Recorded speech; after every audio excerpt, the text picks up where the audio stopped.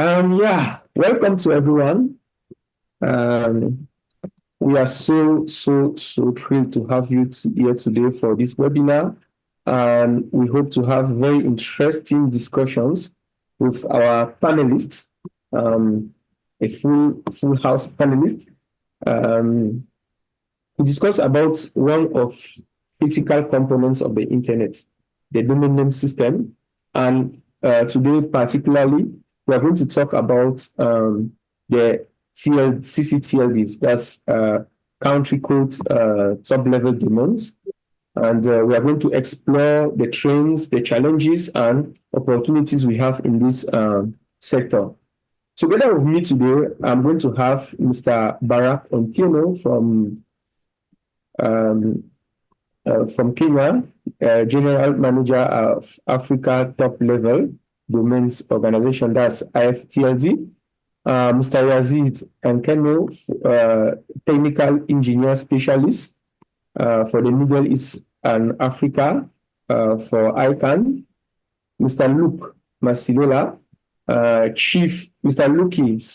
Lucky Masilela, Chief Executive Officer at ZA Central Registry, and Mr. Albert Kamga, Director of Standardization and Cooperation at Antique.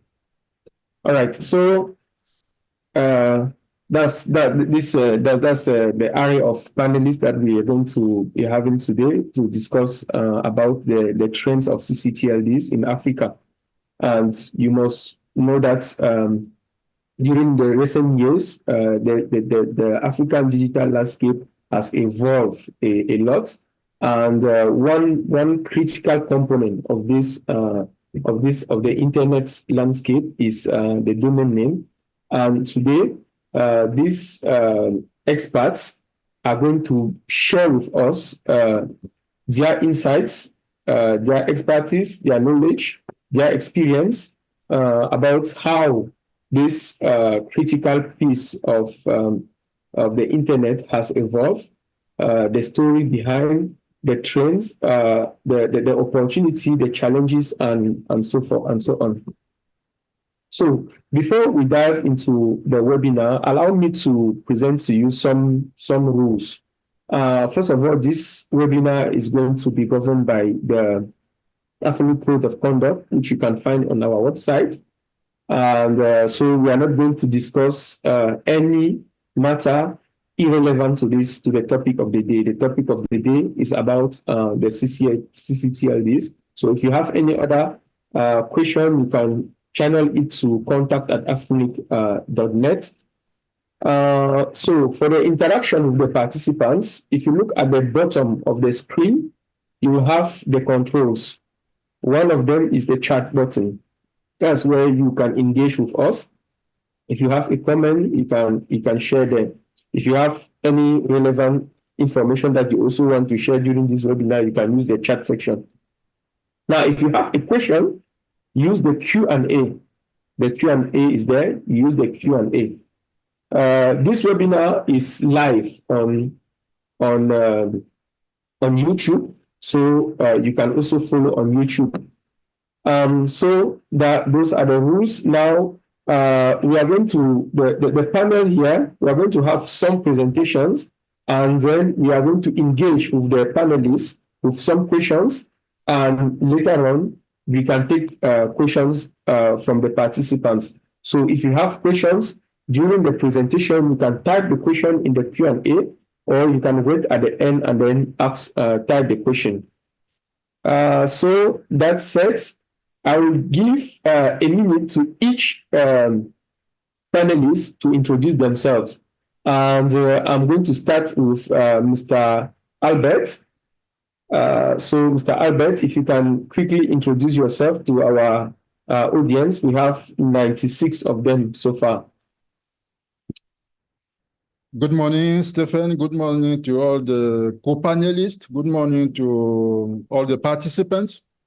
As you said, I am Albert Kamga. I am the Director of Standardization and Cooperation at Antique. Antique is the registry of .cm.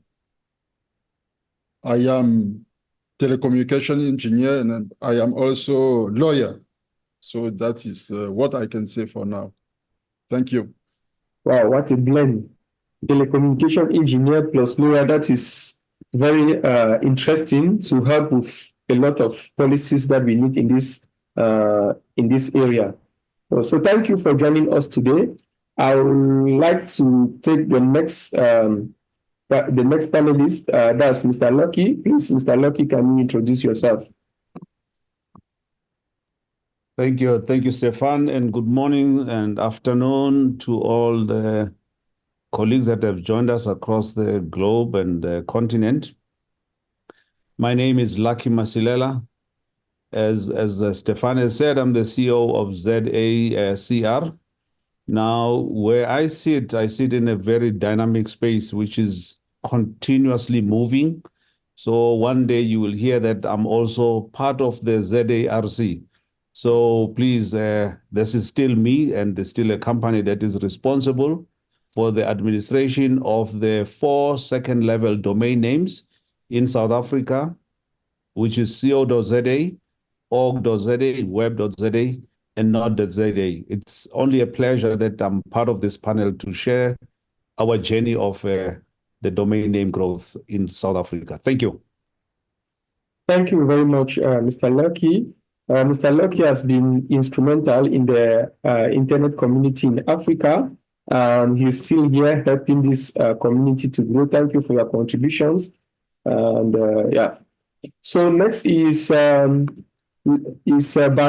Otieno. Please, can you briefly introduce yourself? Good morning, good afternoon, good evening. Salam alaikum. Bonjour à tous. My name is Barak Otieno. I've had the honor of leading the Africa Top Level Domains Organization Secretariat, which is one of the African Internet Organizations, or AFSTAs. I'm happy to be here, and I'll be speaking in a short while. Thank you, Stefan. Thank you so much, Barak. So the last but not the least, the youngest, I guess, Yazid is going to also introduce himself. Thanks, Stephen. Hi, everyone. This is Yazid Akao. Well, I'm from Africa, but I'm based in Benin, and I work for ICANN Internet Corporation for assigned name and numbers. My role there is what we call technical engagement. So basically, we deal with the technical stakeholders of the internet in Africa and Middle East region to help them better, understand and implement the DNS related standards and the best operational practices. And we do also help the law enforcement organizations, regulators, to also understand how the technical part of the internet can actually affect the business part of it. That's basically what I do, and we are two for the region, myself and Simon Mayoye, who is based in Nairobi, Kenya. Thank you. Thank you very much. So you see, if you are here today, at this moment, you are blessed. We have a very amazing panel, and these amazing people are going to share with us the story around the ccTLDs in Africa. So without using much of your time, I'll dive directly to the first panelist today. That's Barak. And Barak is going to walk us through like a brief intro and talk about the organization that he is managing at the moment. So Barak, you have the floor. Thank you very much, Stefan. And once again, let me recognize friends and colleagues from the African Internet community. and also leaders from the various internet organizations who've joined us today. I'm going to make a presentation that I did at the ICANN 78 meeting, but upon reflection, I felt that it was more appropriate to present it to the African community.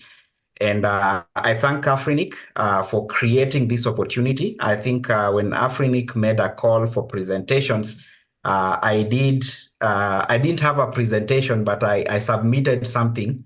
And thank you to the AFRINIC team for putting up with us until we were able to be as organized. So in this presentation, I'll talk about ccTLDs in Africa and just take us through a walk down memory lane. I know there are different people in the room. There are those who are experienced, who have been around, but there are also those who are new and those who are critical in moving our digital economy on the continent forward. And I start by positing that if you don't know where you're going, then any road can take you there.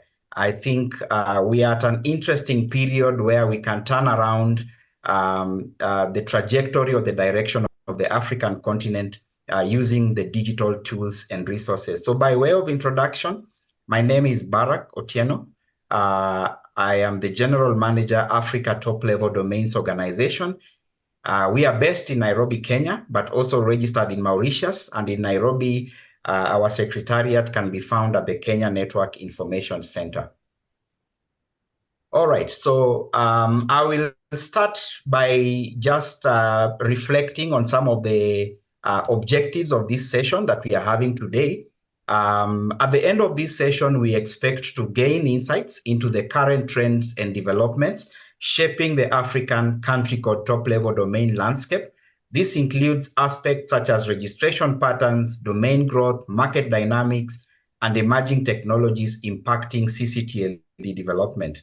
The other objective is to understand common challenges faced by African country code top-level domain registries, such as regulatory hurdles, technical infrastructure limitations, cybersecurity concerns, competition from generic top-level domains, and more. We will also uncover the diverse opportunities offered by various African country code top-level domain registries through case studies and expert analysis. This includes leveraging domains for economic development, promoting local content and businesses, fostering digital innovation, enhancing online security and trust, and contributing to a vibrant digital ecosystem across the continent. And we will also gain insights into the policy frameworks governing country code top-level domain management and governance in Africa, as well as the importance of collaboration and partnership in enhancing ccTLD ecosystems, equipping participants to engage in policy discourse and collaborative endeavors effectively. So let me start by saying that the internet is more relevant local. We have to think locally and act globally. And as we talk about ccTLD management, I would like to call upon our participants that you and I are responsible for the success of our country code top-level domain registries. You could be responsible as a registrant, you could be responsible as a registrar who is providing services, or you could be responsible as a registry who is charged with the responsibility of managing some of the critical internet resources. But first, I will take us through the outline of my presentation. I'll talk about Africa Top-Level Domains Organization, a historical perspective of the domain of the country code top-level domain industry in Africa, some of the milestones and some proposals or suggestions on what the future holds. I don't know what the future holds. Most of you have the answer, but I have some few suggestions. So for those who are interacting with Africa Top-Level Domains Organization for the first time, AFTLD, or Africa Top-Level Domains Organization, acts as a focal point for all the African top-level domain managers to discuss policy matters that affect country code top-level domain registries globally, and then to present the group's position in one voice. AFTLD has sister organizations in the other regions. In Europe, we have the Council for European National Top-Level Domain Registries. We have the Latin America and the Caribbean Top-Level Domain Registry Association, and we have the Asia Pacific top-level domain registry association. So we are on the naming side. Most of you may know that we have naming and numbering, and our sister or brother AFRINIC is on the numbering side, and we work very closely because we are about ensuring that the internet is available for everyone. AFTLD commenced its journey in May 2001 at an Africa Network Operators Group workshop in Accra, Ghana. Most of you might know already about the Africa Network Operators Group, or AFNOG, that is led by Professor Dr. Nick Waino, otherwise known as the father of Internet in Africa. And it was during one of these sessions that the Africa Top-Level Domains Organization was conceptualized. So the pioneers of this organization were Dr. Nick Waino, whom I've mentioned, Jan Kwok, who was also a pioneer in Mauritius, and Brian Longwe, who played a pioneering role in the internet evolution in Kenya and Africa, who were tasked with the creation of the association and its formal establishment. In December 2002, Africa Top-Level Domains Organization was incorporated in Mauritius. Later on in 2015, we also got incorporation in Kenya for purposes of addressing the logistics involved in discharging our responsibilities. On 26th of October 2003, the first Africa Top-Level Domains Organization General Assembly was held in Carthage, Tunisia. Its counterparts, APTLD Center, or Asia Pacific Top-Level Domains Organization, Council for European National Top-Level Domain Registries, and Latin America and the Caribbean Top-Level Domain Registries participated. So we normally work together with the other regional organizations. In 2003, at an ICANN meeting in Montreal, Canada, AFTLD issued its first communique, which announced the global community on its establishment. At that time, we had 2 members from Africa in the country code Name Supporting Organization Launching Group. As we speak, we have 39 members in the year 2024, the 39th member being Masr, the only IDN ccTLD in Africa to be a member of the country code top-level country code name supporting organization. The journey continued, and the whole objective of these meetings that I'm talking about was to strengthen the country code top-level domain ecosystem and also the internet ecosystem on the African continent. So in April 2008, AFTLD held a conference in Johannesburg, South Africa. And this meeting was significant because it's also the time when one of the first studies that was commissioned to check on the status of country code top-level domain registries in Africa was done by Dr. Paulos Nyirenda, who has also pioneered and led the .mw registry in Malawi. In September 2008, championed by the Internet Society, a course that was curated by the Internet Society, the Internet Corporation for Assigned Names and Numbers, and the Network Startup Resource Center was held in the Netherlands, hosted by RIPE. RIPE is the sister of AFRINIC, which takes care of numbers in Europe. In April 2009, AFTLD held a conference in Arusha, Tanzania, and elected its pioneer board and pioneer president.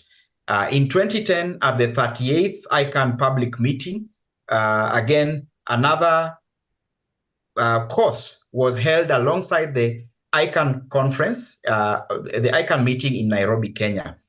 In April 2011, again, a similar meeting in Accra, Ghana, but more importantly, the organization decided to establish a secretariat, and the Kenya Network Information Center took up the challenge and the responsibility to establish the secretariat. And as we speak, the Kenya Network Information Center has lived up to the promise and ensured that it has a befitting secretariat for country code top-level domain registries in Africa, which will be launched next month. Thank you very much, Kenik.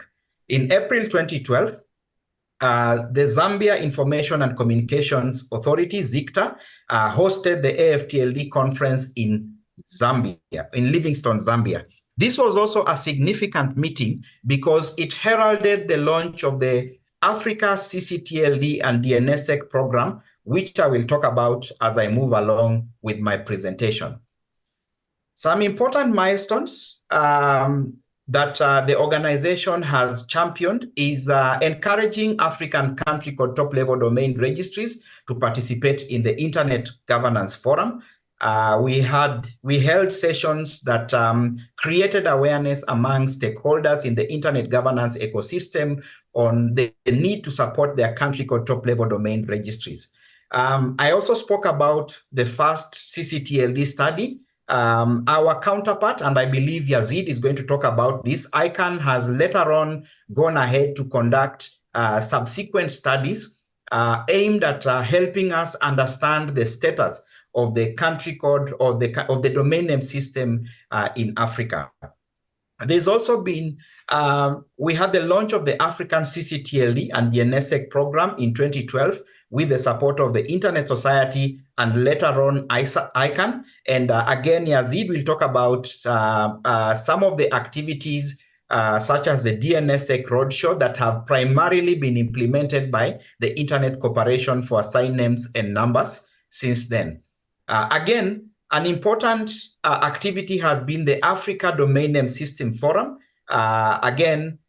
which was, the first meeting was hosted in the ICANN meeting in Durban in 2013 and held in collaboration with the Internet Society. Again, as the African ccTLD ecosystem, we pioneered an event that has gone ahead to be embraced and held in many other parts of the world. And as we speak, we are actually looking at ensuring that we bring this to country level. You notice that AFTLD started at an Africa Network Operators Group meeting. Right now, we are speaking of local NOGs or network operating groups. Even from the domain name front, we are looking at having localized domain name system forum organized by local stakeholders. Again, we launched the first 5-year AFTLD strategic plan in 2012, which ran up to 2016. This was significant because it helped us identify the challenges within the African country code top-level domain environment and what we needed to do to be able to address them. In 2010, less than 50% of African ccTLDs were actually automated.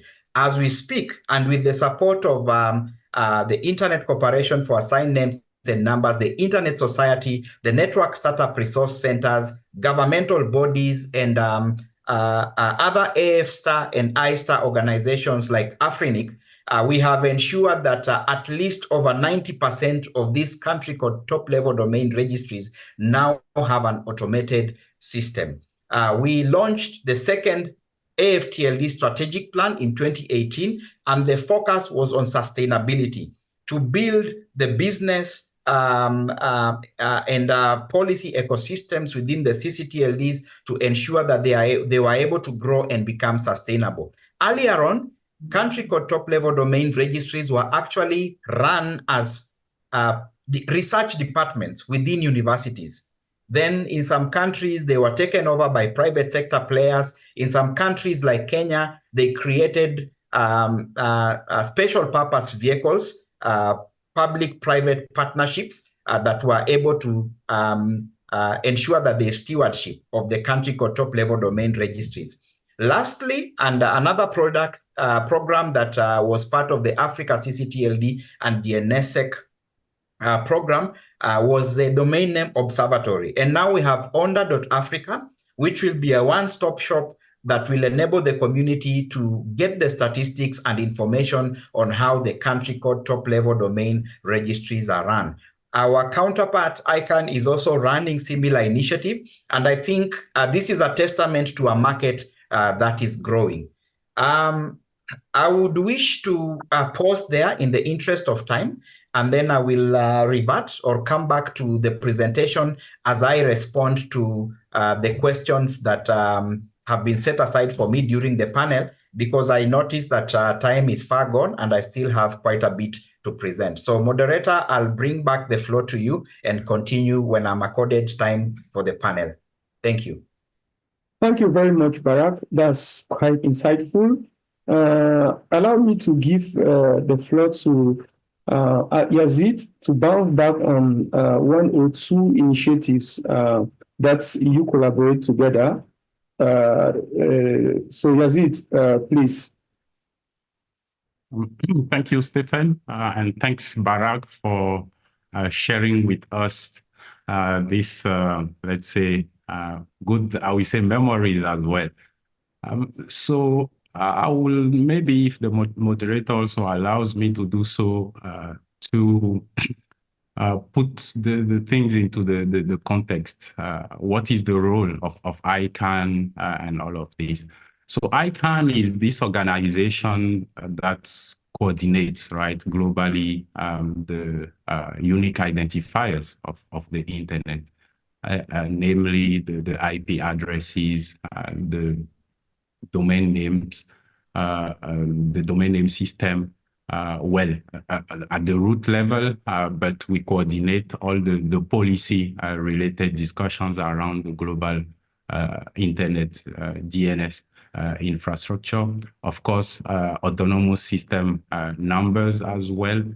Those are, let's say, the well-known unique identifiers of the internet. And the way the internet works actually requires those identifiers to remain unique across the global internet. And this is the major role that ICANN plays, which is to coordinate those resources to make sure that the way they are assigned will help them be unique across the global internet. And of course, because they are not infinite resources, we also need policies, right, to be set, to be actually discussed until they get approved and being applied within the community. And this is also what ICANN actually does. And when it comes to ccTLDs, I think the first role or the first relationship between ICANN and the ccTLDs is what we call either the delegation or the transfer, right? So most of us will probably recall the last born country, which was South Sudan in Africa. So basically the process is ICANN doesn't assign the two letters which actually represent the country, but we just stick to the ISO. There is one ISO 3166 or 3266, I can't remember exactly, but there is one ISO standard there which actually assigns the two letters to the country. And what ICANN does is via, of course, the IANA function is to actually implement and delegate the management of this internet resource, which is the country code, which is the digital identity of this country on the internet to the country, to an organization which is called the ccTLD manager. And from there, the ccTLD manager is in charge of, running the operations of the ccTLD. Of course, from time to time, we also step in when it is related to a domain transfer, right? So over the years, the ccTLD manager can change. I mean, within the country, the community can decide that this organization, which has been ruling the ccTLD, will now move into another organization, or this function will shift to another organization. And I can also support a lot of that. Beyond that, of course, ICANN, from regional perspective, as far as Africa is concerned, we are running now the Africa strategy 2021-2025. And I'm quite lucky to be one of the 25 volunteers in 2019, I guess, or 2018, I can't really remember, but 25 volunteers from the African community were selected to draft this. This was before I joined as a staff. Were selected to draft the Africa strategy, and of course, it was an open work. We built from the previous Africa strategy, and we added some new trends and some new requests, some new items that the community has also been keen in seeing ICANN to implement in the region. And this is what we, as ICANN staff in the region, we are following to actually apply. There are two major functions as ICANN in the region currently, the global stakeholder engagement. All of you know Pierre Dangino, who is leading this group. And of course, since 4 years now, we have the regional team for the technical engagement as well. And of course, more recently, we came with the Coalition for Digital Africa as well. But I won't go into the detail of all of this now. So far, out of what Barak said, in fact, ICANN has ruled the first DNSSEC roadshow back in the years 2014, 2015. This actually helped, let's say, 8 to 10 ccTLDs to effectively sign the zone file. And this was a good progress at that time. After that, some ccTLDs who benefited from this DNSSEC roadshow signed themselves. They signed them themselves. And now there is a revamp of this DNSSEC roadshow as part of one of the Coalition for Digital Africa tracks. And so far, we have been working with 2 ccTLDs since last year, namely Burkina Faso and Botswana, so .bf and .bw, for supporting them in signing the zone file. And of course, more recently, just few days ago, we have also started with the new ccTLDs that have been selected for the DNSSEC roadshow. Cameroon is one of them, and thanks, Albert. I can publicly say that you are the first who responded to the letter that have been sent to the ccTLDs to officially kick off the project with those countries. 3 weeks ago, we had a webinar. ICANN, the consultants, and the 7 ccTLDs that were selected for this round of the DNSSEC roadshow. And yeah, the more is coming soon. And there is also a lot to say, but of course, I won't monopolize the session, and we still have a lot of time to go into the details of what we do in terms of support, in terms of stakeholder engagement when it comes to the ccTLDs, and what we, since 4 years now, ICANN has been doing also in terms of technical contribution to the ccTLDs. Thank you, and back to you, Stephen. Thank you, Yazid. Thank you. ICANN is doing quite an amazing job out there. Let me get back to Barak with this follow-up question. And I would like to know from you, Barak, what have you observed in terms of trends in the registration patterns of African ccTLDs in recent years? And what factors do you think are influencing these trends? Thank you very much. And I'll quickly put back my presentation, Stefan. Some of the trends that we have observed probably over the last 10 years is an increasing interest from governments on operations of country code top-level domain registries. As I mentioned earlier, in the early 2010s, most of the country code top-level domain registries were actually operated by universities. But for between 2010 and 2020, we saw an increase in regulatory initiatives aimed at bringing the country code top-level domain registries under control. Yazid has talked about delegation, which is the process of determining who is the right individual or institution to be able to lead or guide a registry.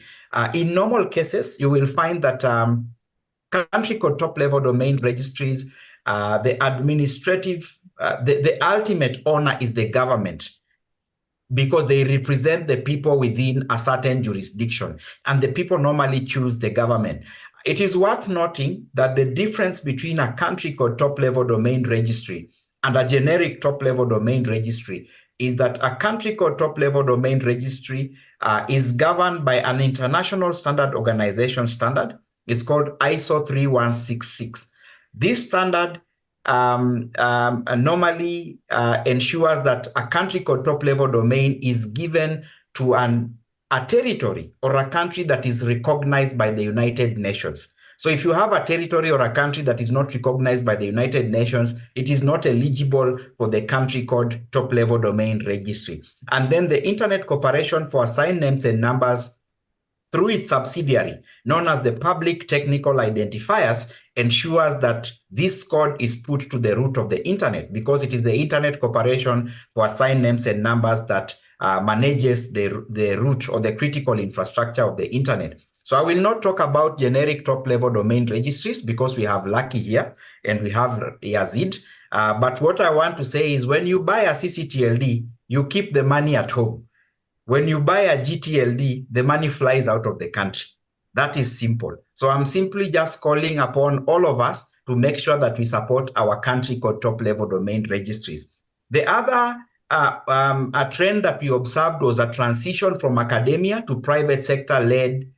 Transition from academia to private sector led to an increased private sector role and interest from governments.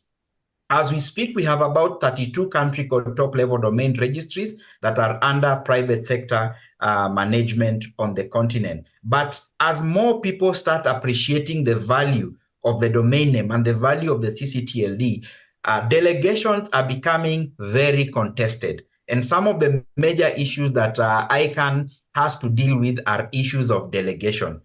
We are also witnessing limited cases of delegation as we create more awareness on how country code top-level domain registries are supposed to be governed and the policy frameworks around them. Again, we are noticing an increased push for self-sustainability. I see a lot of country code top-level domain managers on the call, but let me stop at that and hand over the floor back to you, Stefan. I'll come back to my last slide later.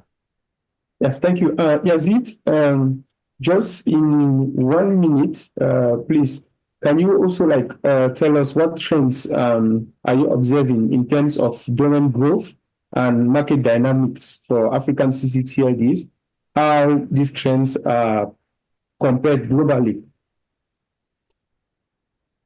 Thank you, Stefan. Barak mentioned about this study, right? The DNS industry study. It is not officially published yet. Very soon, hopefully, it should be in Kigali meeting in June. But there have been some draft already. And there is a first version of this report, which is available. It was the launched in 2017 or 2016. But basically today, if you look at the current registrations at second level, we are talking about out of the 54 ccTLDs globally, we are talking about 4.3 million registered domain names, I guess, which is still, I would say, low. But compared to where we were in 2016, yeah, there have been some growth. So this is positive.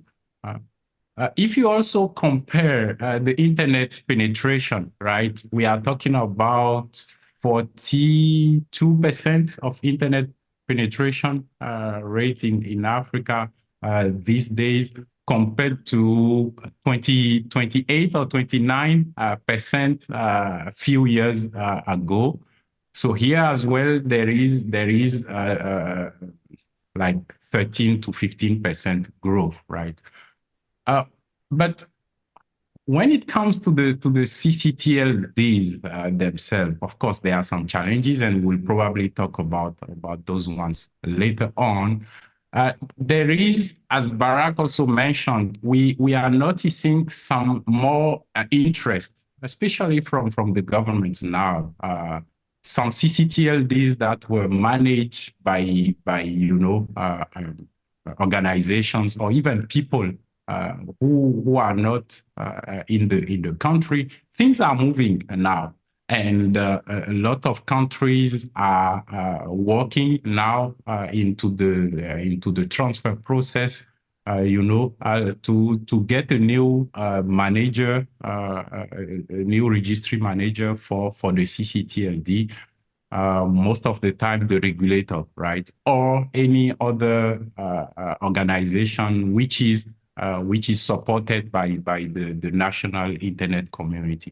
This is also a good trend that we are seeing, and we can talk a little more about some other trends like the IDNs. There are currently 6 IDN ccTLDs in the region, which is also meaning for Africa.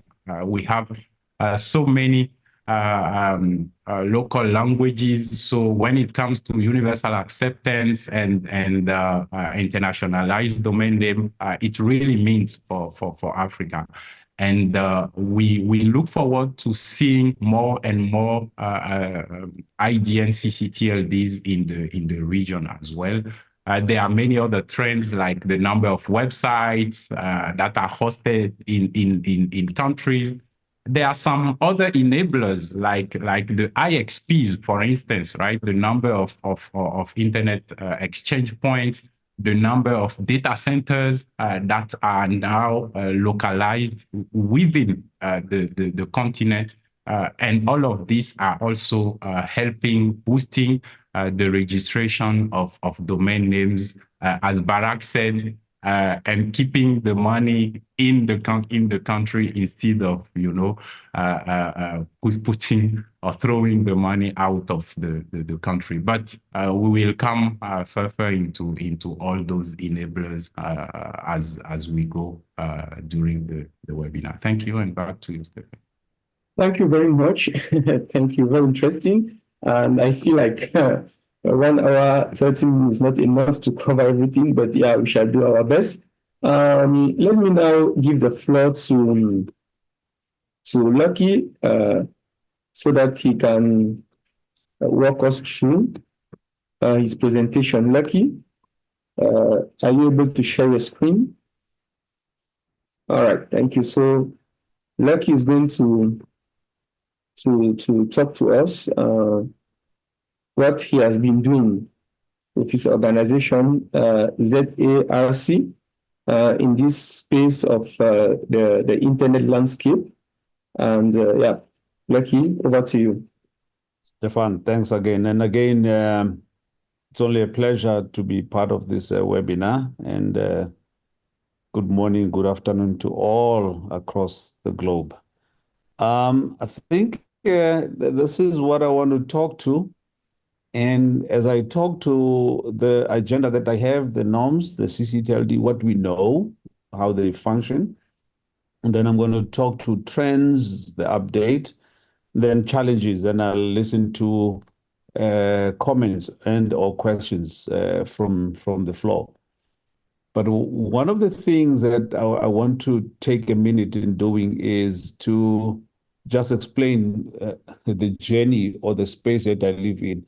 I always find myself that I'm in a very exciting space. I wear multiple hats and I choose which hat I wear or need to be wearing on a particular day. So today I'm going to choose between ZACR and ZARC. And this, for me, are all equally important entities that provide the domain names for South Africa, the second level domains, and in particular ZARC. ZARC is a new kid on the block. You are going to be seeing more and more of this. So you need to look at this logo very closely and get used to it, because it's going to be occupying the landscape for the foreseeable future. And it's going to be your go-to entity with regards to domain name and domain name support. So Okay. when I proceed and talk... Okay. Please, can you just presenters mode? Yeah. No, there. Yeah, thank you. Oh, Sorry for yeah. interrupting. You probably would have missed the proper view of this logo that I had said. Please mark that space, take note of this entity called ZAC. I think it will be here in providing and filling up on some of the future trends and challenges that the continent face. Now, what am I saying when I talk to the norms? When I talk to the norms, I'm saying the things that we know about ccTLDs, the things that I expect. Bharat spoke to this ISO 31166, which defines the two characters, which are these unique identifiers for each country. We have our own unique identifier. Kenya has its own .ke, and this is to ensure that we live in that space of uniqueness. And these identifiers, more than anything, they define that specific region. They live in that region. And being that it's a unique identifier associated with a specific country, that country determines the rules of engagement, how they will administer that namespace. They decide on the policies, they will decide on the pricing, they will decide who has access to that name. And these are some of the things that the rules are not decided anywhere else but in that country. And the other thing that is worth noting is that historically, the ccTLDs were only open to citizens of specific countries or of that country that would have that unique identifier. Now, we have seen some entities opening this up and saying, regardless of which space on the globe you come from, you can access that name, whether it's called .ke or .za. But then there are other countries that have closed it in, and that identifier is only used by the citizens of that specific country. And then the other thing that we have seen over the time, and Yazid touched on this, is that historically the learning institutions were the ones that were the administrators or the technical contact for domain names. And thus, this made a domain name a thing that belongs to the elite or belongs to universities and does not necessarily belong to the rest of the community. And this is a norm. And now this is not so. Domain names should be open to all, and this is a thing. And then the other thing that's worth noting is that the trends in the ccTLD are no longer unique, and they are not necessarily freed or spared from the impacts that are faced by your generics or, let's say, your geographic names, etc. They are also impacted. And then the domain namespace and the consumers are faced by the similar challenges. We'll talk to those challenges in the next slide. And more than anything else, these names are just as vulnerable.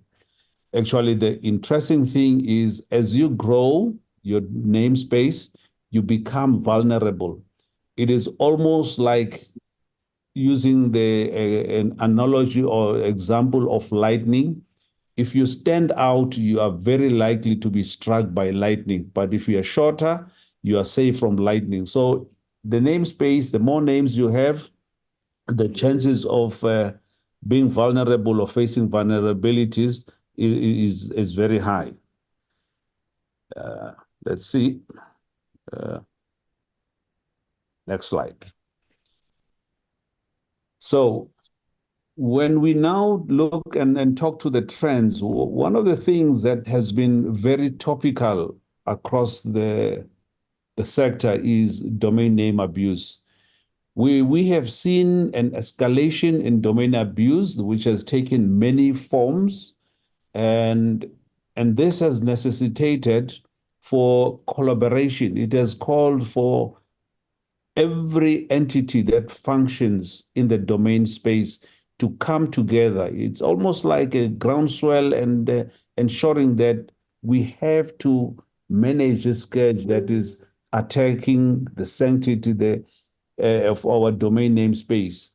And of course, even for us today, it has meant that we are almost moving into a space that is looking into content in the process of managing issues of domain name abuse because of the manner in which it has scaled itself. It is very broad, and we need all of us to be participating in ensuring that we can tackle this scourge that is currently facing us.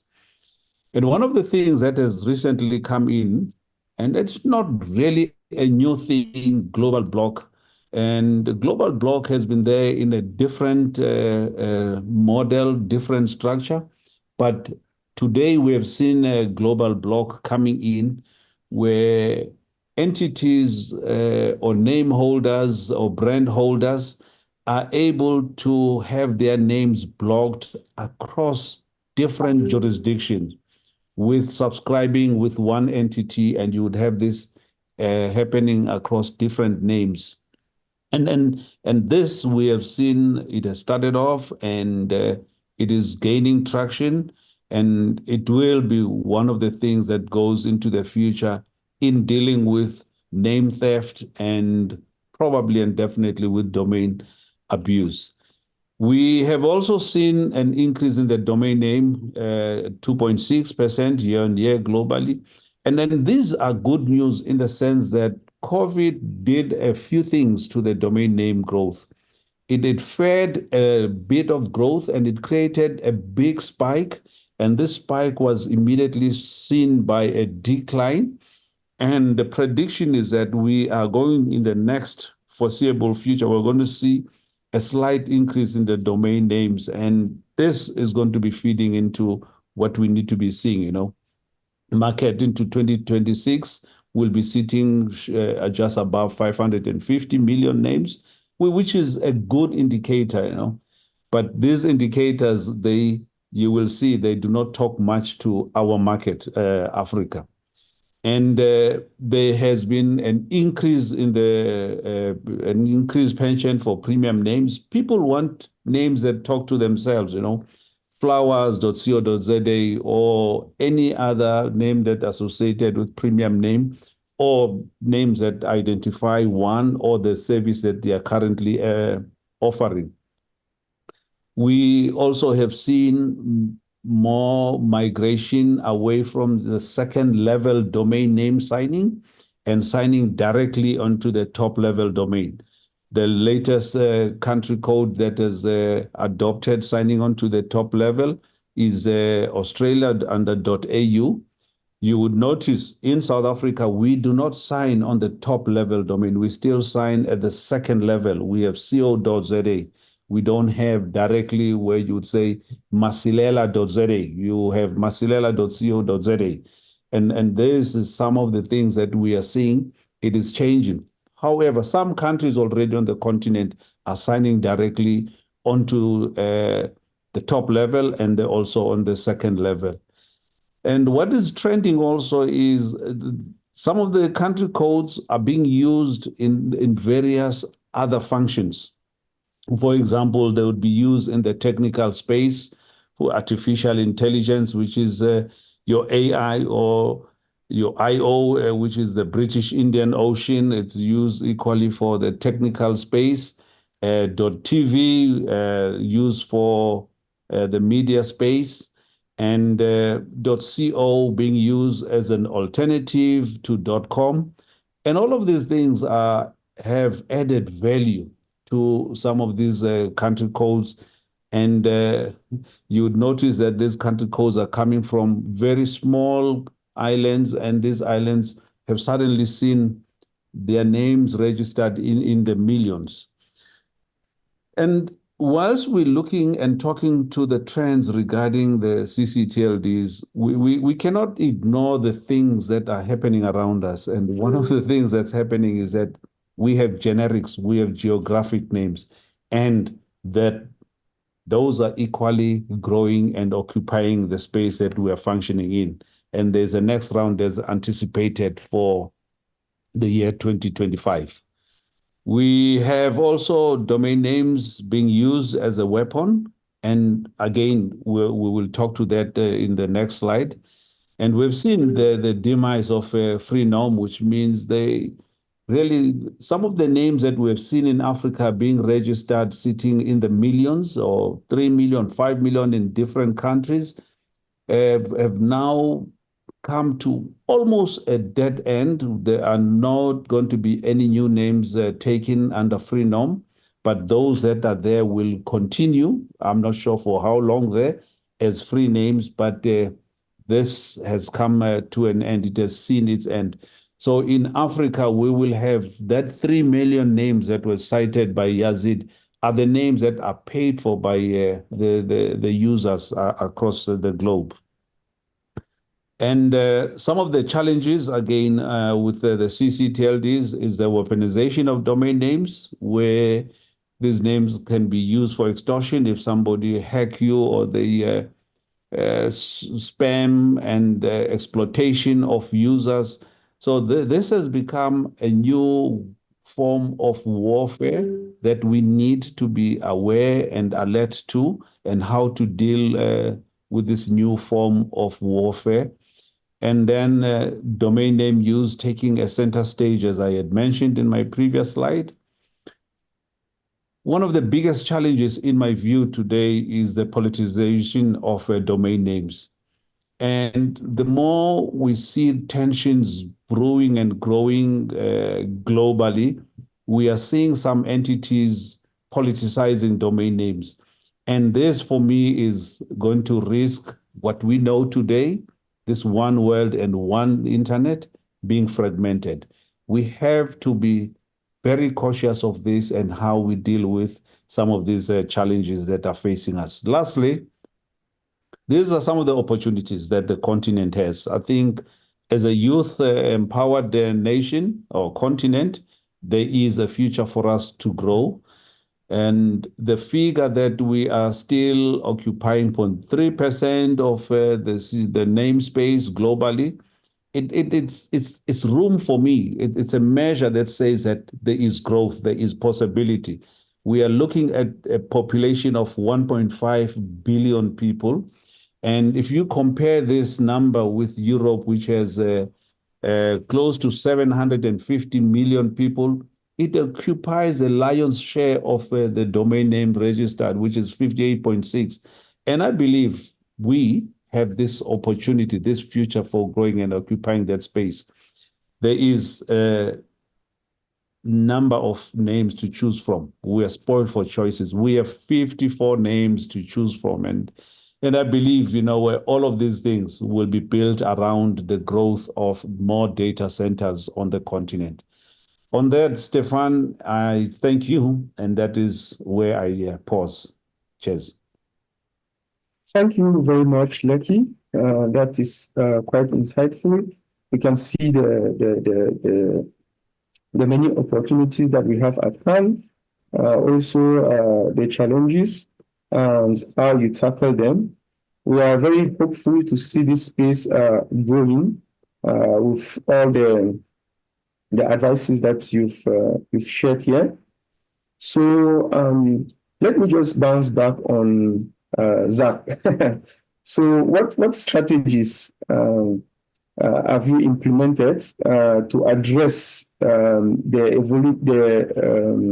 evolving registration patterns and domain growth within the South African region, South Africa, and mainly the entire region? Thank you. For us, we have used one formula and we continue using it up until today. And that is ensuring that our users have trust in our domain name. And we have also managed to ensure that South Africa corporate or the South African companies have built strong allegiance with the name .co.za.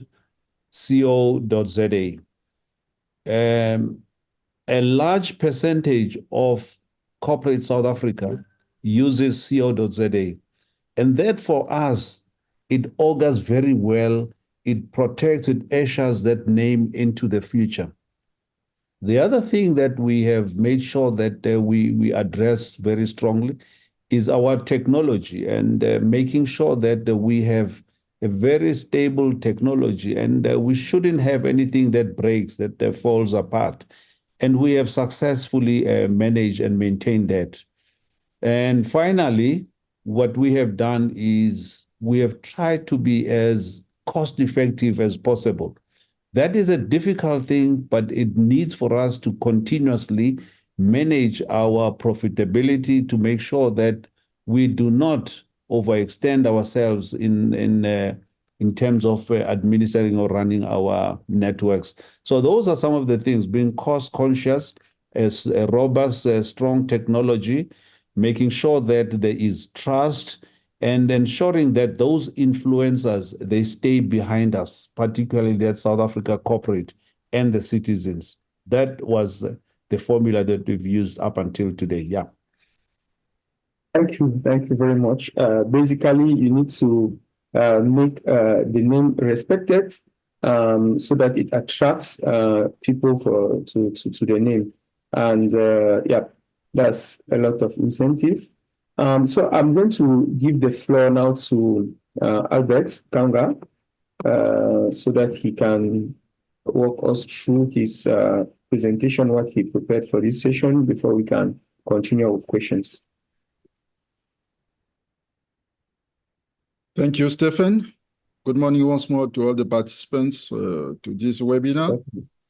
I thought you forgot I am in this room, but fortunately it's not the case. It's not the case. I am reassured for that.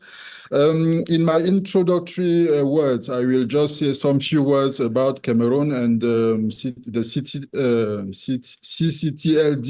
ccTLD.cm. As the participants know, Cameroon is in Central Africa, Gulf of Guinea.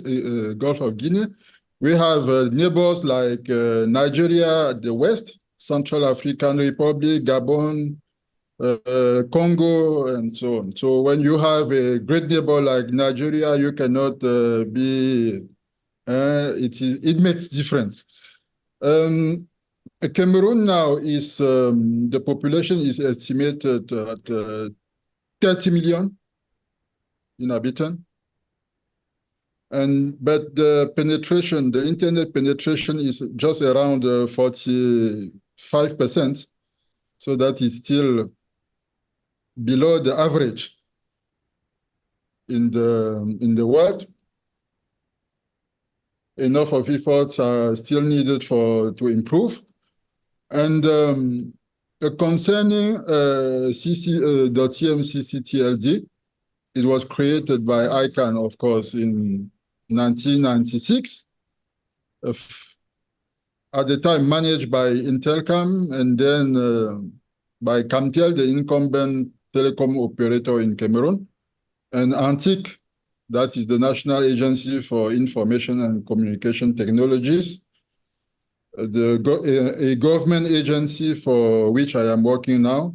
ANTIC took over in 2009, and we have been struggling since then for the full transfer from Camtel to ANTIC, and we finally succeed early this year. That was exactly on the 24th of January 2024.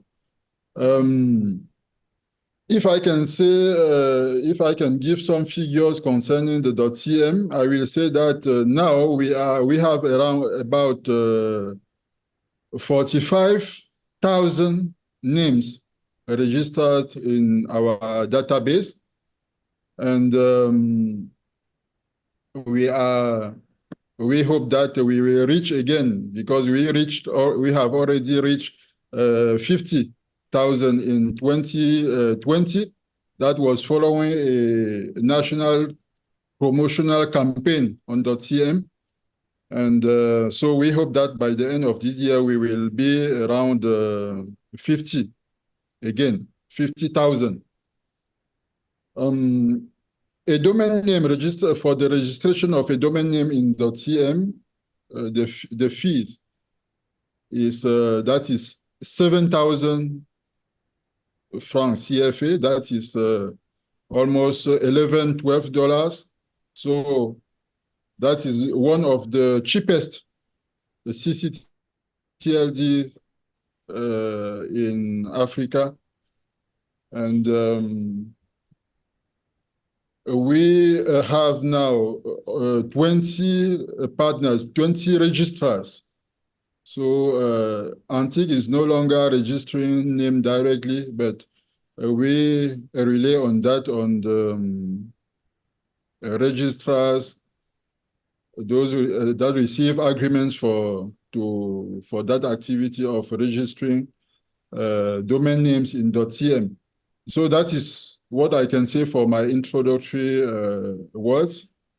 And I am very, very happy to be part of this panel, and I am open to all the questions that you can have for .cm, or even for the concerning the management of ccTLDs in Africa, in global. Thank you very much, Stefan. Thank you. So let me just bounce back on you. Do you have like any initiative or collaborations? I already heard about you collaborating with registrars to whom you've delegated the registration. So ANTIC is not anymore in registration. So yeah, that's good. So do you have like any other initiative, collaborations aimed at harmonizing the ccTLD policies and regulation across the countries in the region?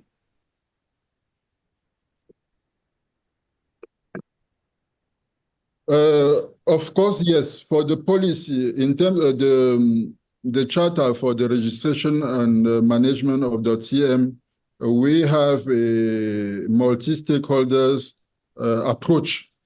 So even though ANTIC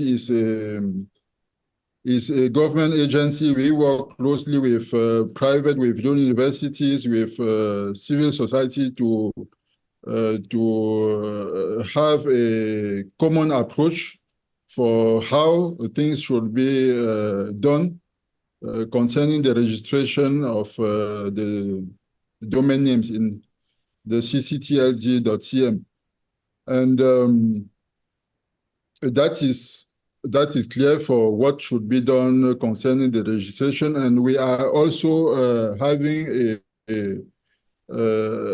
working with those partners and stakeholders to make the process more transparent and to be accountable, because most of the time you will see that in most of our countries, there is a lack of information available on the ccTLD, and we are working to try to improve the situation as far as the .cm is concerned.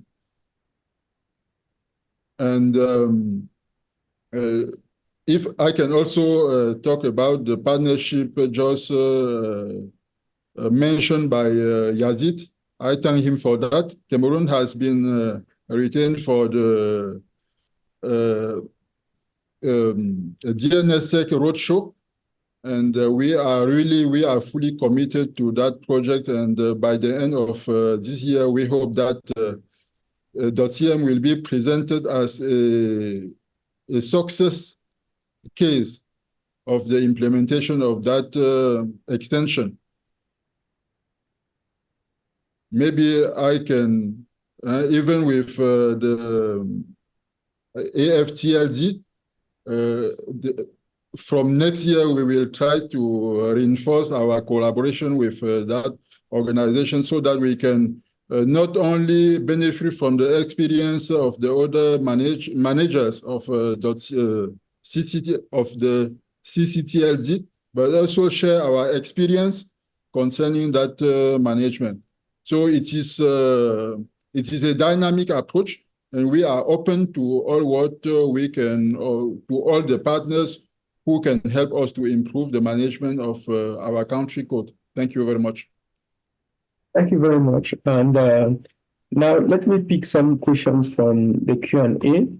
The first one, I would like to bring back Lucky on this question. Thanks. Talking about DNS abuse, what are you doing in terms of domain privacy as regards to the WHOIS data? So, Lucky, if you can address that. Yeah, thanks, Musa, Stephen. It's a simple thing when it comes to WHOIS. The WHOIS is always redacted. We do not have the information regarding the end user. We only have information regarding the name. It could be the server where it's hosted and the registrar. But the registrant details are always redacted. They're not available. And this would only be released if the security forces need it. But then under normal circumstances, WHOIS is redacted, limited access to information on the details of the registrant. Thank you. Then, yeah, sorry, Chego. Right. I see there's another question, I think that's for me, that talks about from Ismail. He says, can you give us examples of practical things you did in South Africa to build trust in the ccTLD and get corporations to use it? The things that we have done in building trust is that we apply and still believe in the RRR model, which is the regulator performs the function of a regulator. It is ring-fenced. The registry performs the function of a registry and the registrar. Once an end user sees the separation and distinction of functions, that only brings trust. The other thing that we had done is the regulator in South Africa, whilst in most countries it could be seen as a government-driven entity, our regulator in South Africa is a member-based organization. It partly reports to government, and on one leg it has members, and it is also a not-for-profit company. So we with that kind of a model, that brings trust, because people tend not to trust when government is handling the information or their information. They fear for overreaching actions by government. So we believe that what we had done had brought in trust in the namespace and ensured that more corporates are taking the namespace co.za, just purely on creating a structure that is ring-fenced the Triple R model in particular. Thank you, Chair. Thank you so much, Lucky. Let me just follow up on the collaboration part, where I want to bring Barak. Barak, how important is collaboration and partnership among African ccTLD registry in addressing cybersecurity concerns and enhancing the online security overall? Thank you very much, Stefan. Let me use the analogy or something we commonly say, that we are as strong as our weakest link.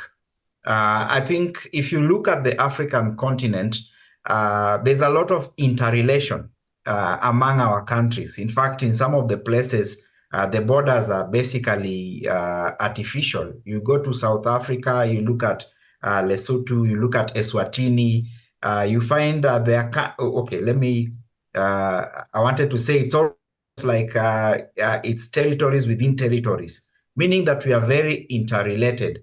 And what then happens is, if, for instance, most of us, I'll use the example of sharing passwords.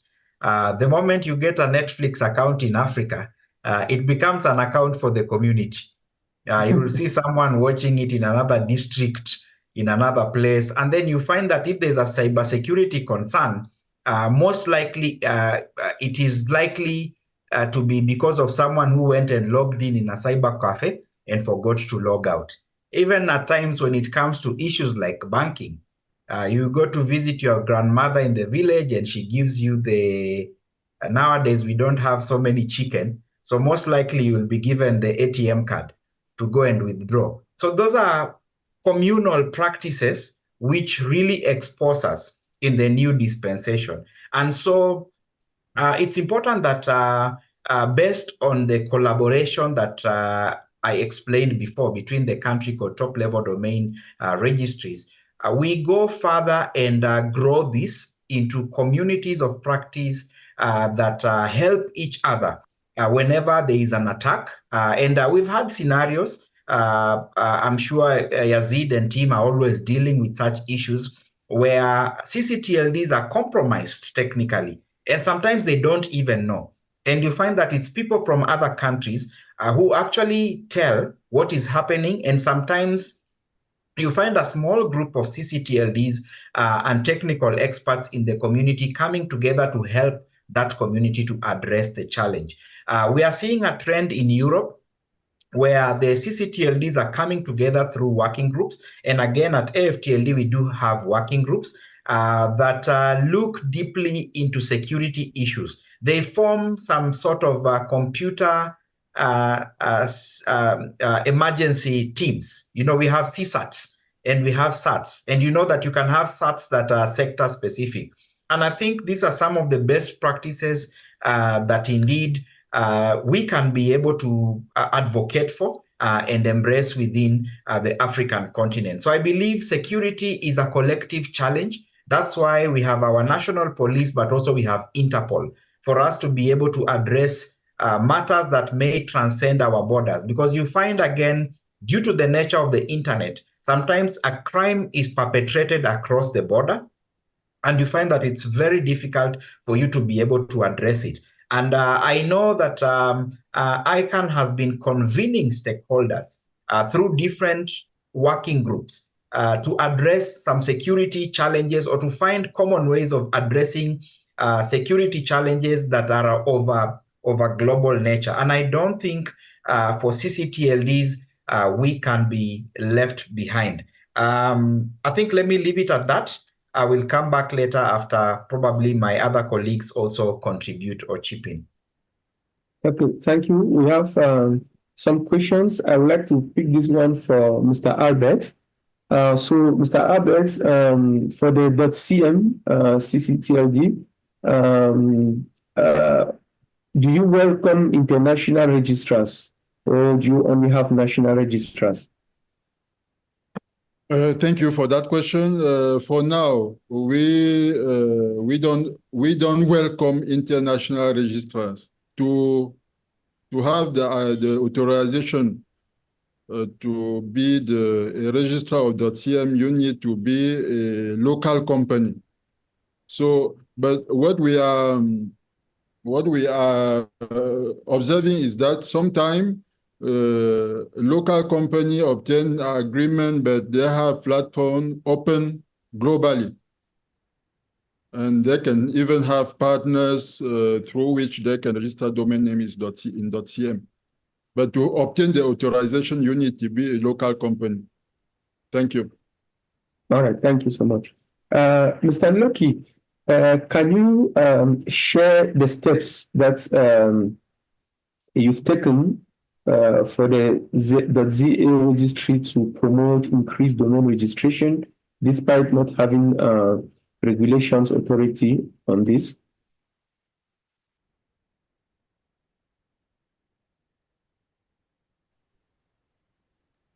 Very tricky. Share the steps taken. Look, we've traveled a journey, as I had mentioned earlier on. Our journey of getting to where we are today is a journey that is marked by, there is a point in time where we were registering one name per week. Today, we are talking about close to 5,000, names and above. We have about 20,000 names registered in a month, we can have, like in the COVID period, we had a bumper harvest, I call it. We had over 75,000 names registered for the year 2022. So this is a good trend in terms of domain name registration. And this builds on a legacy of events. One, when we dealt with the issue of price, we reduced our pricing significantly in the 90s. And the next thing that we did, we introduced EPP. This enabled our registrars to register names at ease, and there was more secure system, and it was easy for our registrars to register domain names. The third thing is that in this changing from this old technology to EPP, we equally brought in training. We had to train our registrar market to make sure that they were affair with EPP, which is the extensible provisioning protocol.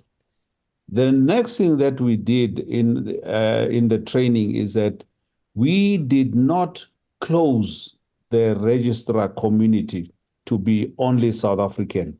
We have opened up our market to have registrars from outside South Africa globally who can have access to co.za.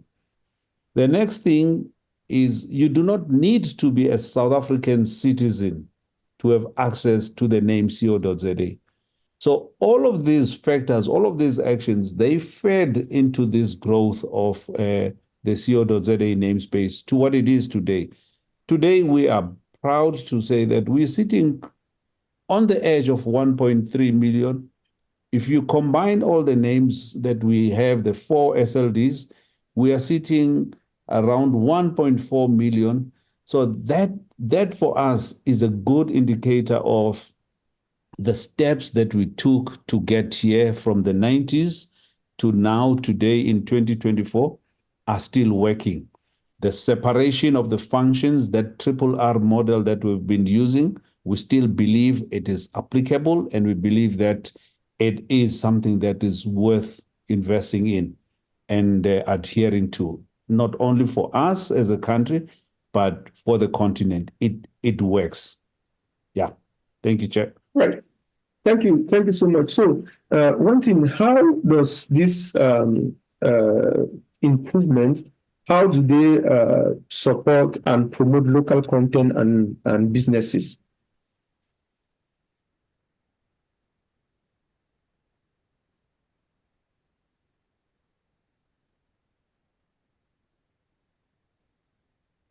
Is that my question? Yeah. Of course. I mean, look, the AFTLD, for me, the way we see it, is our referee. And not only a referee, they are also a coach. And not only that, they also provide a marketplace for us to share ideas. So AFTLD on the continent is responsible for ensuring that the ccTLDs in each country are being respected and adhered to. It also assists in the growth of ccTLD operators. I admire one of the things that they've always been champions of, to ensure that the technical solutions on the ccTLDs and the technical providers at that level have to be from the continent, and particular from that specific country. That on its own will assist in growing the number of users and end users, including bringing in the trust that we're talking about. We have seen a number of ccTLDs on the continent being administered outside those countries, or even outside the continent of Africa, being administered by some entities outside of Africa. And AFTLD has always been the champion of ensuring that those responsible countries, those specific countries that are still stuck in that model, need to bring in those country codes back to their country. So for us, it is an important vehicle that has brought in a lot of results, and it is still capable of bringing more value into the future, particularly the future of the ccTLD namespace. Thank you, Chair. Thank you so much. I will now go to Yazid, and let's look at the limitation of the infrastructure in the region. How is this impacting the efficiency of African ccTLDs registries? Yazid. Thanks, Stephen. Lucky has already touched some of those key limitations. And as I said before, there is this DNS industry study report yet to be published, which also showed some interesting figures, right? So when it comes to these challenges, there are multiple reasons, like how many AFRINIC members are present in the country. There is a correlation also between the public IPv4 assigned or delegated prefixes to the country, and the growth in terms of the registered domain names. When you consider the overall continent, 54 countries, but the report has also shown that, let's say, 10 to 12 are, let's say, can be called the most leading, right? The most performing. And there are the rest that can also be divided into two categories. The ones in the middle, they are probably the largest, and the ones that are definitely lagging behind because of a certain number of challenges at policy level, at infrastructure level, also at who is the current ccTLD manager. As we discussed that previously, is the manager still out of the country, which means that your national digital identity is, let's say, controlled by an external entity, and this will definitely not really help, in growing the number of registered domain. Then also at that regulation, and this is one of the roles that ICANN global stakeholder engagement actively does. They quite often meet with the regulators and make them also understand that having an eye into the domain name industry is really a need. especially in this times when we have seen a lot of countries that are now providing digitalization and digital services to their citizens. So the need is there. The opportunities are there, but still what we are noticing is that there is a sort of disconnection between the, let's say, the legacy telecommunications and the legacy digital economy system or infrastructure and the domain name system. So how can we make these connections? Some countries have succeeded, right?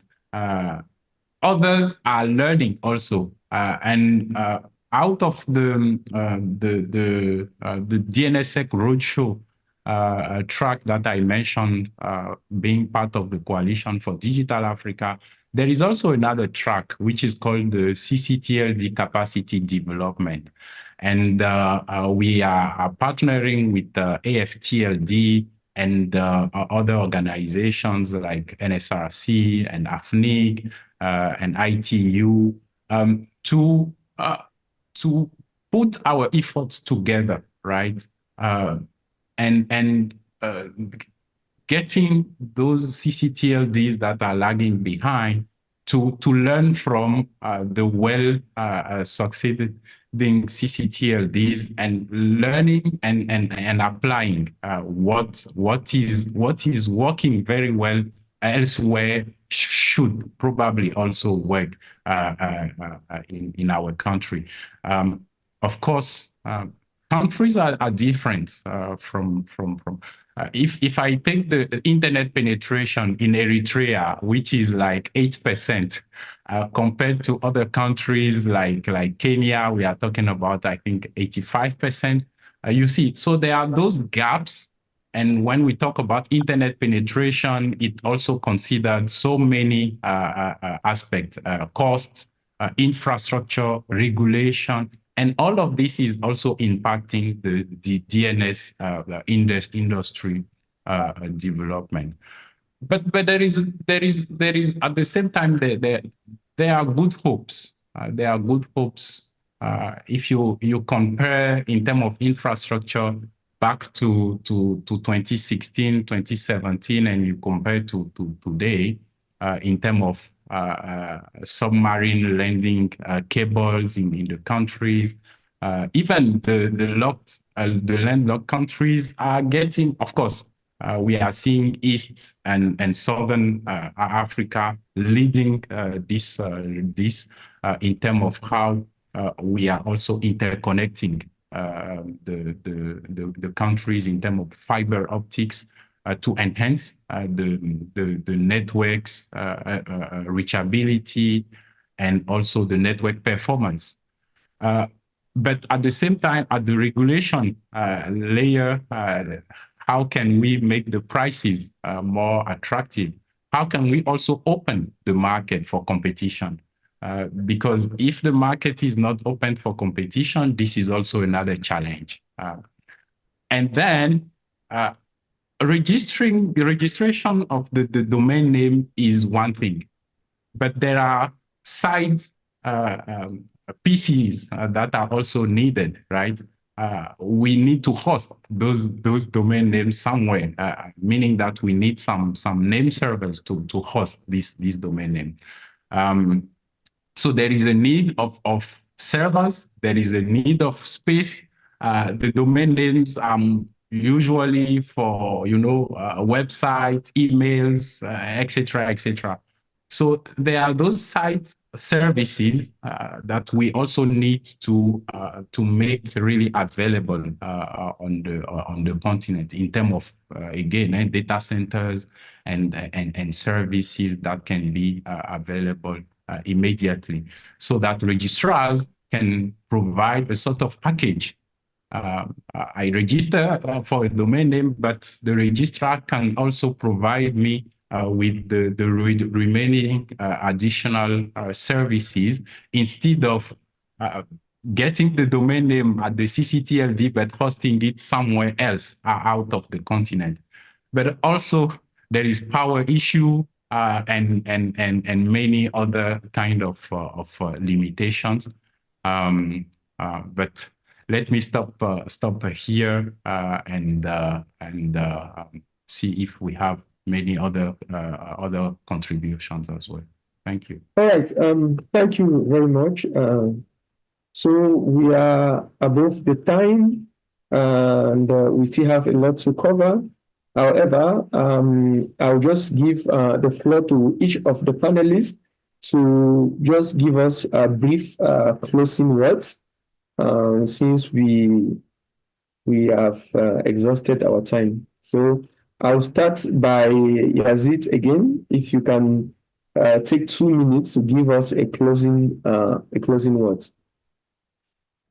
Thanks, Stefan. That was a good conversation. I will probably end up by talking about hope. We are coming from very far. I mentioned about 4.3 million of registered domain names for Africa market, right? And of course, .za is far leading this with more than 1.2.3 million of registered domain names, right? But at the same time, we have seen some ccTLDs that were known as domain hacks, right? I won't provide names here, but the trend is changing now. And when we see the comparison between 2016 and the last the DNS industry report, we can see some drop there as well. Of course, there are still 1 or 2 countries, ccTLDs, still facing this challenge.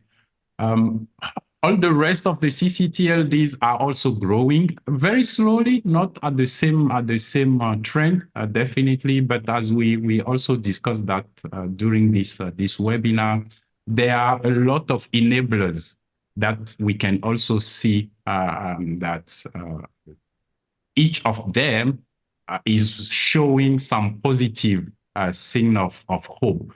If I consider the internet penetration, the domain market, how it is getting digitalized and all of this. So let's continue this hard work. Let's also continuing in terms of collaboration in learning how we can see the best practices from the technical operations, but also from marketing and from business side. Thank you, and over to you, Stefan. Thank you very much. I will give the floor to Albert to share his more on the .cm and his closing words.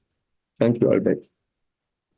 Thank you, Stefan. After a Cameroonian, the word you know that Yazid is Cameroonian. I told you, right? Exactly. So my word is also a word of hope.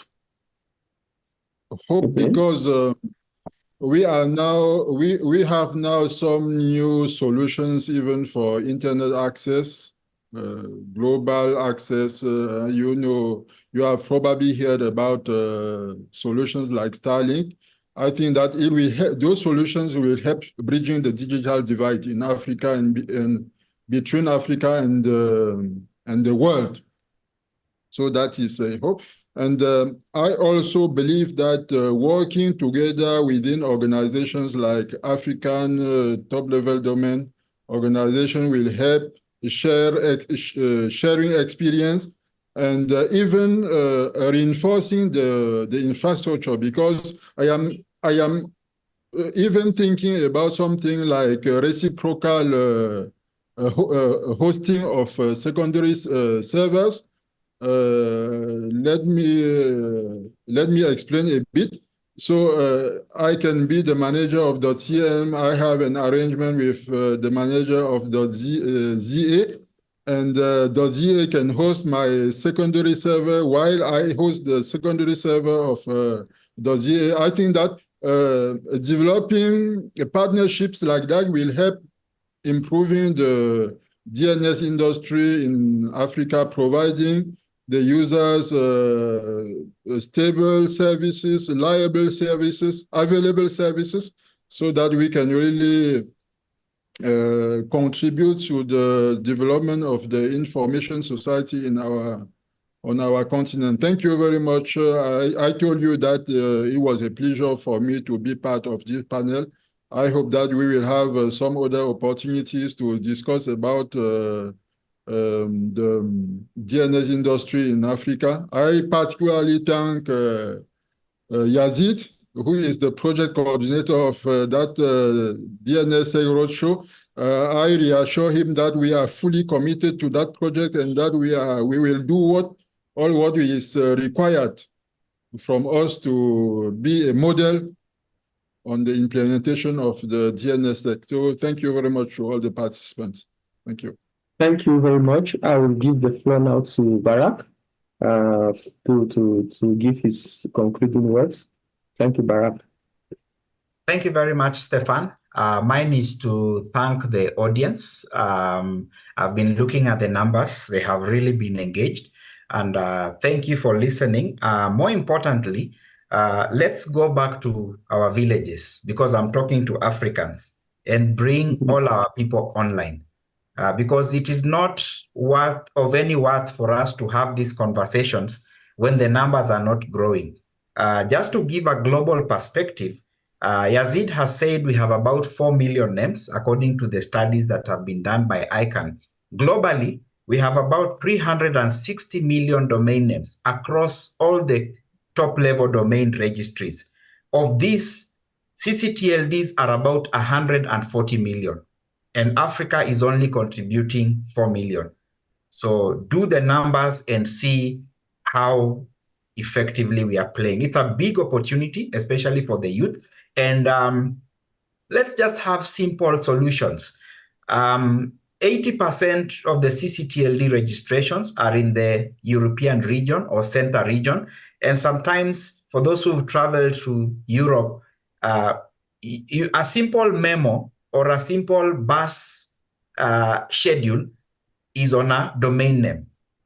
Let's keep it simple and make sure that we use domains in ways that that can be able to benefit our local communities. I cannot end without thanking AFRINIC.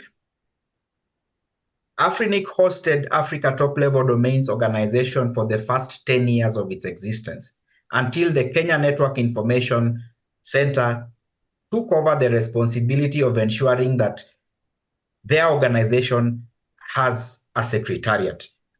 Secondly, I want to thank ICANN. I have said a lot, but we have been here because we have worked hand in hand, supporting each other. We have also worked hand in hand with the Internet Society, most of the issues that we've done together.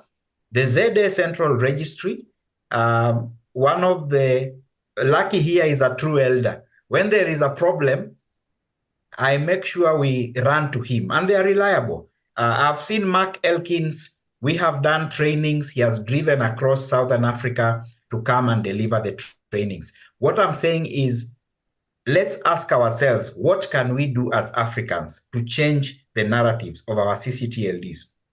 We also have organizations like the OIF, which supports development in the Francophone region. They have supported us in a great way in ensuring that we achieve some of the things that I have talked about.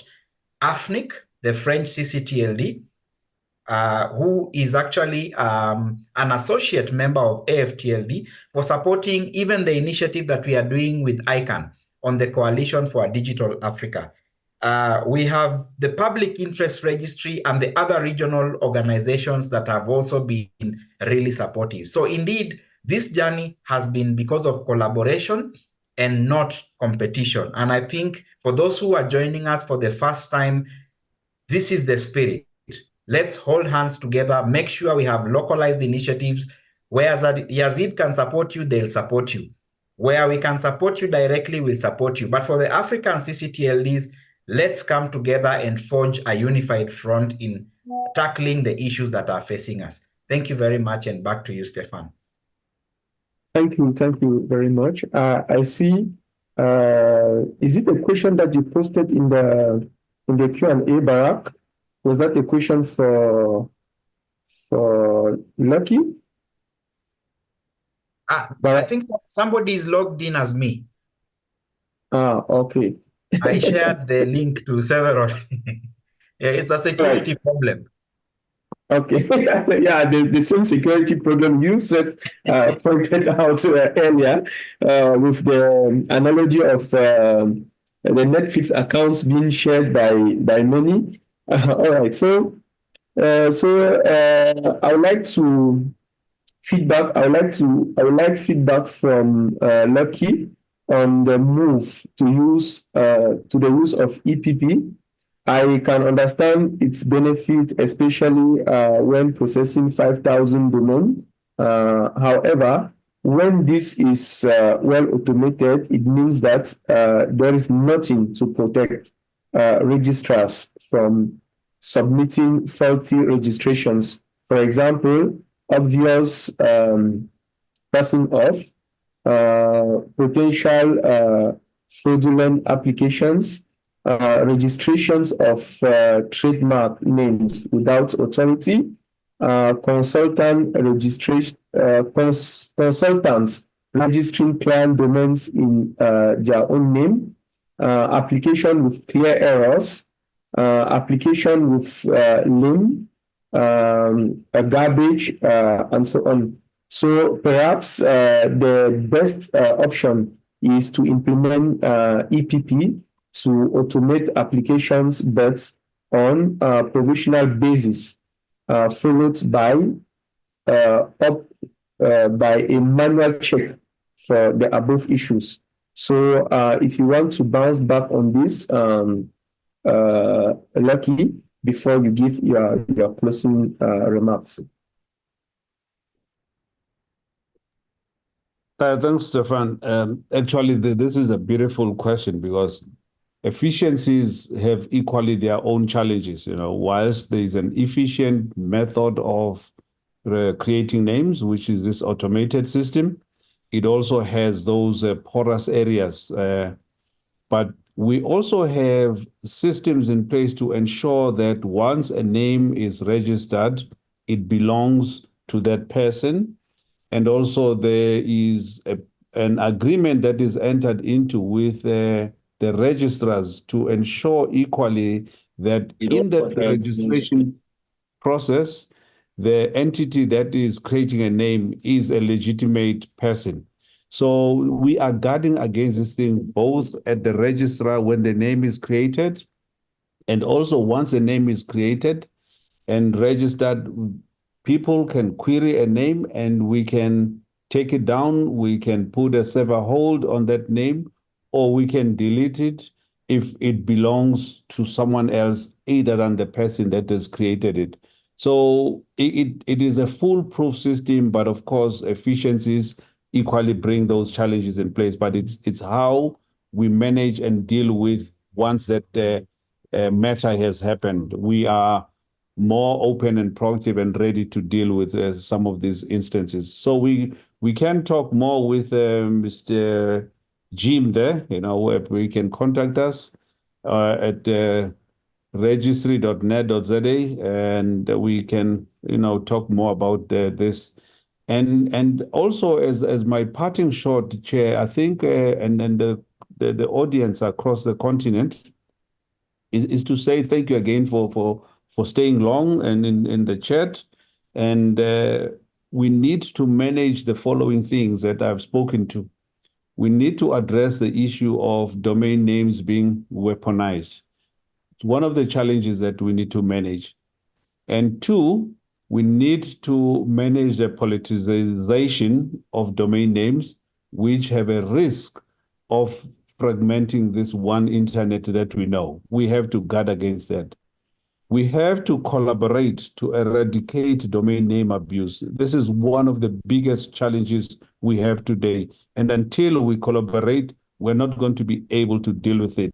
Remember, those guys behind the scenes, the bad actors, are collaborating. If we see ourselves as good actors and not collaborate, we're not going to win this one. And then we also need to ensure that our youth and businesses begin to use our local ccTLDs. We cannot allow them to walk away and use ccTLDs away from their local areas. And finally, I think we need to strive to have that 43% of internet users, that penetration that we're talking to. 43% internet penetration on the continent does not reflect nowhere close to the names that we have, 4.5 million names on the continent. So if we can have that 43% internet users use or acquire a domain name, a local domain name, we think we should be able to achieve that. And finally, to the registrars out there, don't sell just a domain name, sell an email address, and you will see the difference. Sell an email address under .ke or .za or .cn. And I want to take up that offer from my colleague, and we will be collaborating and talking. Thank you. Thank you so much. It was quite inspiring, the closing words. Collaboration to have a secondary domain host. That's very important, so that if you have reliability and your services are always up. And also, don't only sell a domain name, sell an email address. Very, very important. And I would not like to close on this note where we only have like 3% of the domains of all the ccTLDs that we have sold. We only have, Africa only has 3% of those. So we need to boost that collaboration among all the ccTLDs. So in Africa, so that we can get these numbers moving up. Why not have like 20, 30, 50%? Why not? So thank you very much, all of you, for the insightful thoughts that you've been sharing with our participants. We managed to keep them busy till now. That's 128. And if you look in the chat, there were quite a lot of interaction. Thank you, Market Kings, for the resources that you were sharing in the chat. I see good links there where we even have trainings organized by Zach. Thank you for all of this. And this is the end of the webinar. We will invite you